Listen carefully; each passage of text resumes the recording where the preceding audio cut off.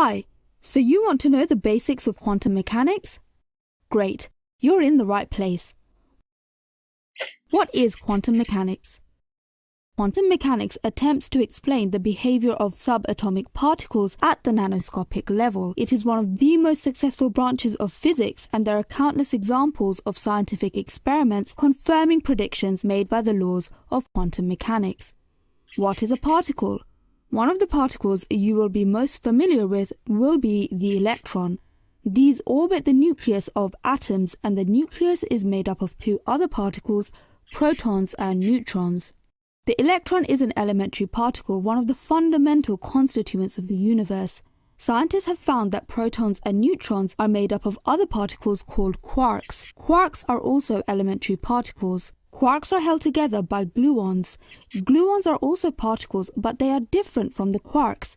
They are the particles that produce the strong force that holds the quarks together.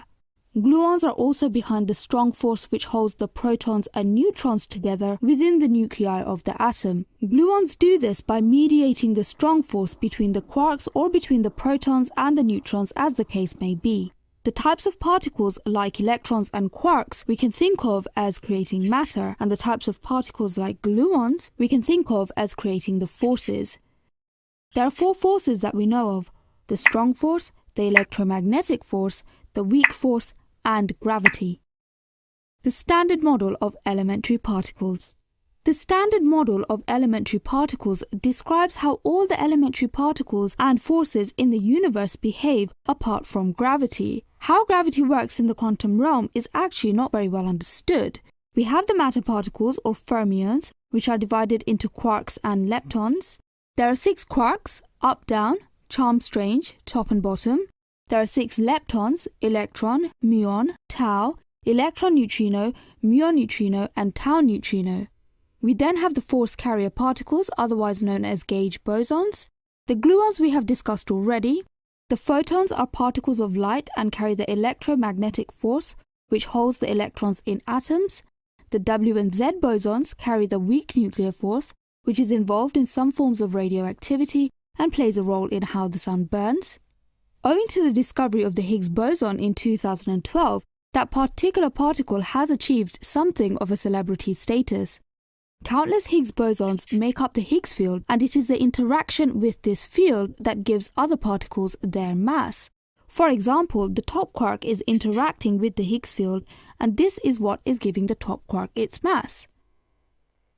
And the final boson we turn our attention to is the graviton, which is a hypothetical particle that mediates the gravitational force. Quantum leap. In the early 19th century, it was theorized that at the subatomic level, energy can only be released and absorbed in discrete indivisible units called quanta. This means electrons have fixed orbits around the nucleus of the atom as their energy comes in discrete amounts. When the electron gets excited or de-excited, they will absorb or emit a specific quanta of energy, which will mean they leap from one orbit to another without inhabiting the space in between. This is called the quantum leap. In essence, there are places within the atom that the electron will be likely to be, and other places where they won't, as energy is being absorbed and released in discrete units. Particles behave like waves. There's a famous experiment in quantum physics called the double-slit experiment, which exposed something about particles that still surprises us today. Particles display both particle-like and wave-like behavior. In a version of the experiment, on a larger scale, we have a gun that shoots tennis balls one by one at a detector, which will register where the tennis balls land. In between the gun and detector, we place a barrier with 2 slits, which will leave openings for any tennis balls to go through. Over a period of time, and after many tennis balls, a pattern emerges on the detector, indicating where the tennis balls have landed. The results show that the balls which have not been blocked have landed directly behind the slits in the barrier. If we replicate this experiment, but on the subatomic scale, and use electrons instead of tennis balls, we expect similar results. But this was not the case. Scientists found that when the gun shoots electrons one by one toward the detector and past the double-slit barrier, the pattern that emerged on the detector looked like this. The electrons landed not just behind the 2 slits, but in narrow strips across the length of the detector, and a significant number of electrons even landed straight behind the middle of the barrier. The pattern that emerged is an interference pattern and is associated with the behavior of waves. Imagine we have two waves that interact. The peak of the waves will combine to form a higher peak, and the troughs will combine to create a deeper trough, and when a peak and trough meet, they will cancel each other out. So if we imagine that our electrons are less tennis ball-like and more wave-like, then what happens? This is a wave from above. The black lines represent a peak, and the spaces in between are the troughs. When an electron goes through the double slit, its wave is split in two, and these waves then interact. The peaks meet here and reinforce each other, creating higher peaks, and the troughs meet here, also reinforcing each other, creating deeper troughs. And here a peak and a trough meet, cancelling each other out.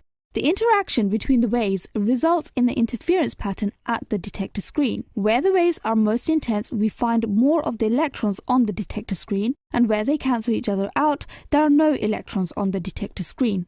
Erwin Schrödinger came up with an equation for the electron's wave function, and using this equation, we can find out the probability of the electron being in a particular location. Think of the wave as a bundle of probabilities, and the size of the wave in any location predicts the likelihood that the electron will be found there if it is looked for.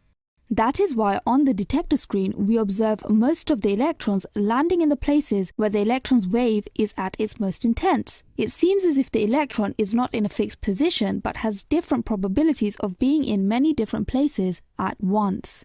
The act of measurement. To observe the electron's wave function going through both slits at the same time, detectors were placed next to the slits to capture this activity. But when this was done, something strange happened. The electrons stopped behaving like waves and went through one or other of the slits and landed on the detector screen to form the two-striped pattern rather than the interference pattern. It seemed as if the act of measuring did something to collapse the wave function. The superposition principle. The superposition principle states that while we do not measure the electron for its position, it is in all the possible positions it could be in at the same time, and when we observe it, the superposition collapses. So in this illustration, when our detector is off, our electron is in all of the possible positions or states it could be in simultaneously. But when we switch our detector on, the superposition collapses and the electron gives up all of its possible states to choose just the one. That is why we were not able to observe the electron's wave function going through the double slits. The very act of attempting to observe made the electron's wave function collapse. The electron gave up its superposition and chose just the one state to be in.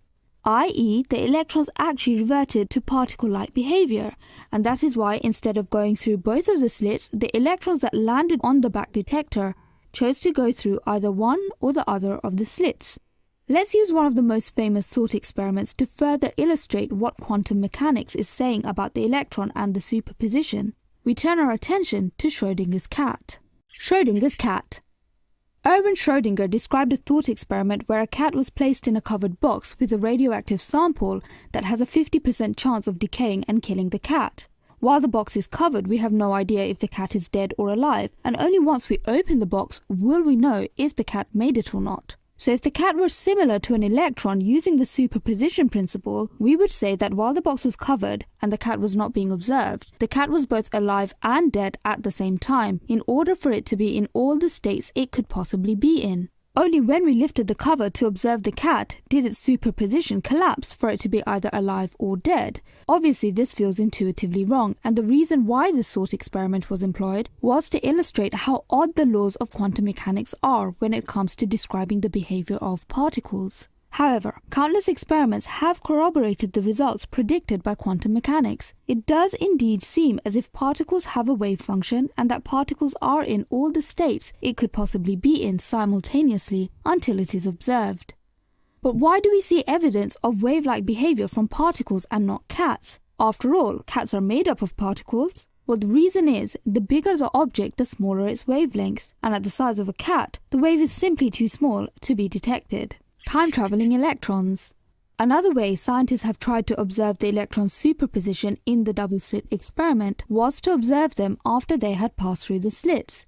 So they placed detectors in between the barrier and the detector at the back. The reasoning was that as the electrons passed through the barrier, their waves would have split as there was no measuring happening while they went through. And then when they were measured past the double slit, the electrons would be found across the length of the area behind the double slit barrier and in correspondence with the final interference pattern.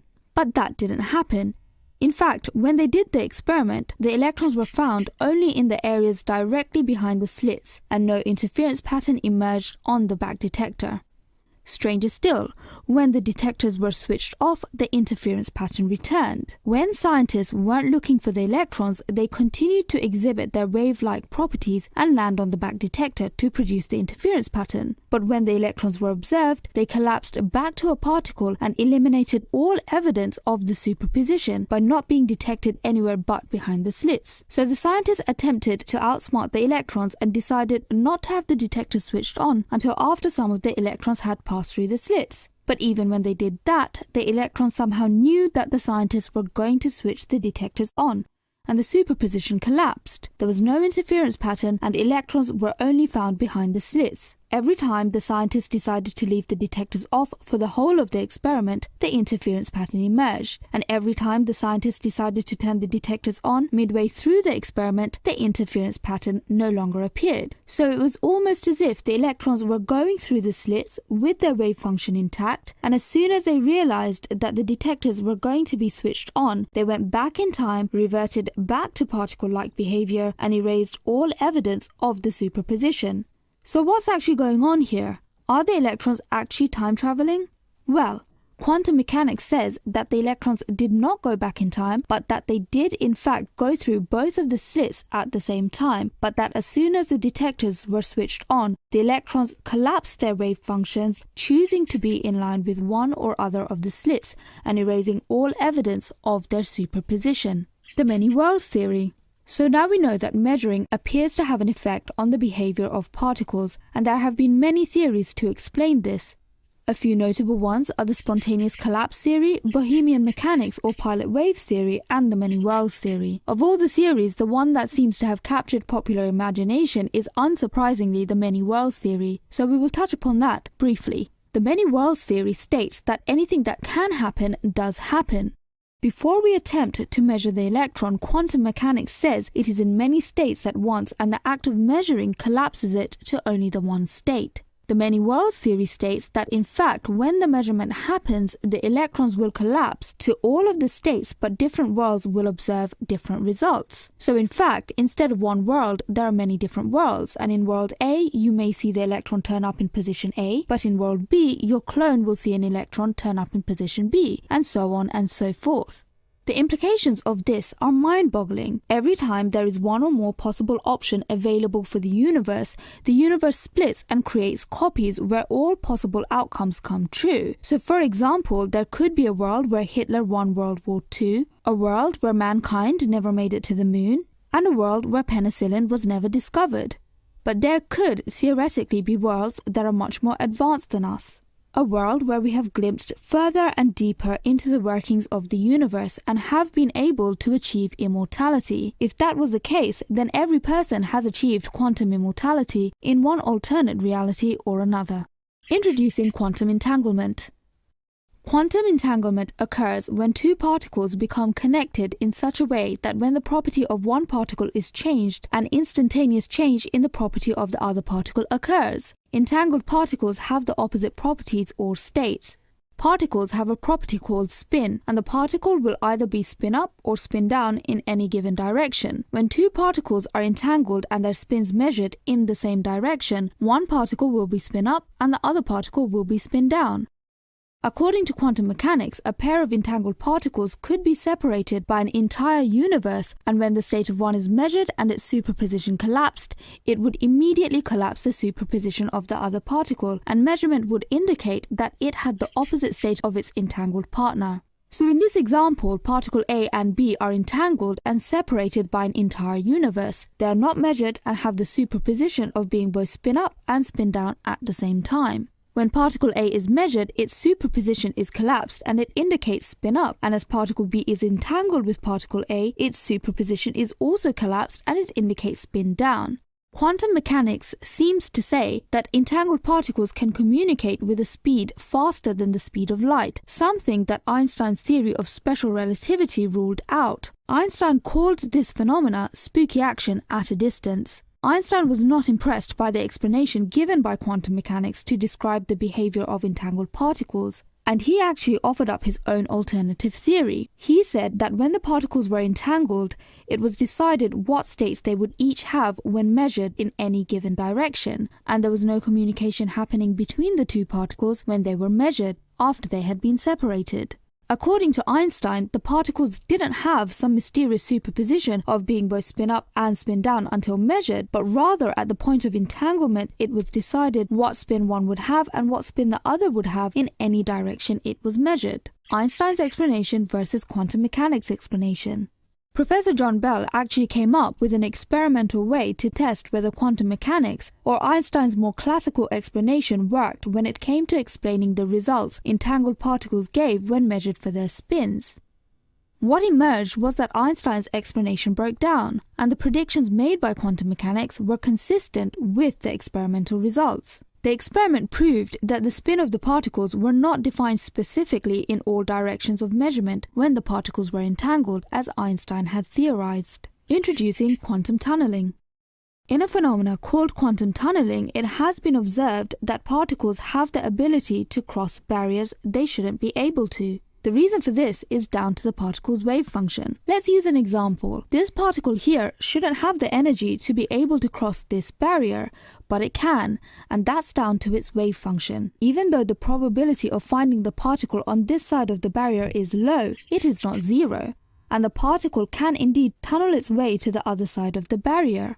Quantum tunneling is responsible for nuclear fusions in our Sun. In the Sun, hydrogen atoms fuse together to create helium and other heavier elements, releasing huge amounts of energy in the process. The hydrogen nuclei consist of positively charged protons, and as like charges repel each other, fusion only occurs when a huge amount of heat is applied to overcome this barrier and force the protons together. However, the Sun isn't hot enough to give the protons the energy required to overcome their repulsion. The reason why the protons can overcome the repulsion between their positive charges is down to quantum tunneling. Owing to the proton's wave function, there is a small probability that some of them will tunnel across the barrier and fuse with the other proton, creating heavier elements and thus fueling the Sun. Why do we accept quantum mechanics? The predictions of quantum mechanics have proved so reliable that we cannot ignore the experimental evidence that corroborate the theory. The entire electronics industry is built on using quantum theory. Those principles have led to the invention of lasers, transistors, and the integrated circuit. The future of quantum mechanics, the quantum computer. The first quantum computers are currently being developed. Harnessing a particle's ability to be in many states at once means that multiple processes can be executed simultaneously, increasing our computing power exponentially. Our lives have already been changed dramatically by technology, and when the power of quantum computers is realized, it will herald the dawn of a new era in technological advancement. The future of quantum mechanics, teleportation. Using quantum entanglement, scientists have been able to teleport particles. Two particles are entangled and separated by a large distance. A third particle, particle T, is brought in, and this is a particle that we want to teleport. This particle T interacts with particle A, and we learn how the quantum state of particle T relates to particle A. This information is then sent across to where particle B is kept. As particle A and B are entangled, this information about how the quantum state of particle T relates to particle A will also reveal how the quantum state of particle T relates to particle B. Particle B will then be manipulated to replicate the quantum state of particle T, becoming an exact copy of particle T. Meanwhile, the original particle T is destroyed as its information was extracted and sent across. This method of teleportation has only ever been done on particles, and a single human being contains a huge amount of particles, and that would mean an immense amount of data would need to be transferred for human teleportation. Transferring this amount of data using the means we have today would take upwards of 250 billion years. At the same time, it opens up a philosophical debate of whether the teleported particle T is actually the original particle T or just a precise copy of the original particle T. Imagine that human quantum teleportation became a reality. Say Alice wants to travel from London to Tokyo. 2 chambers of entangled particles would be in each city. Alice would step into a scanning device and the quantum state of each individual particle would be measured in relation to the chamber of particles in London. This information would be relayed to Tokyo, where the chamber of particles would be manipulated to replicate the quantum state of each of Alice's individual particles, creating an exact replica. Meanwhile, the original Alice in London has been destroyed. The question is, as the original Alice dies in the process of teleportation but is then reconstructed at her destination in Tokyo, is that still Alice? Tokyo Alice is identical to the last atom to the London Alice and is in full possession of London Alice's knowledge, experience and memories. And Tokyo Alice even believes she is the London Alice, while the original London Alice no longer exists to debate the issue with her. It's a philosophical and ethical dilemma, but it may not be one that we will need to face. Human teleportation would be extremely difficult, so although it is not impossible, it is improbable that it will ever become a reality. Quantum mechanics and general relativity incompatibility. Quantum mechanics and Einstein's general theory of relativity are 2 of the most successful theories in physics, but they are incompatible. Quantum mechanics describes space and time as being quantized, whereas general relativity describes space and time as a smooth continuum. String theory attempts to resolve the incompatibility and is an attempt to find the elusive theory of everything that explains all the matter and forces in our universe. That in itself is a whole other video. This video has attempted to explain quantum mechanics for the layperson who wants to know what it's all about. It is a simplified explanation and can be used as a springboard for further study. As always, we hope you found this video enjoyable and informative. Make sure to subscribe to London City Girl for more interesting videos. Thanks for stopping by and supporting our channel, and we'll see you next time.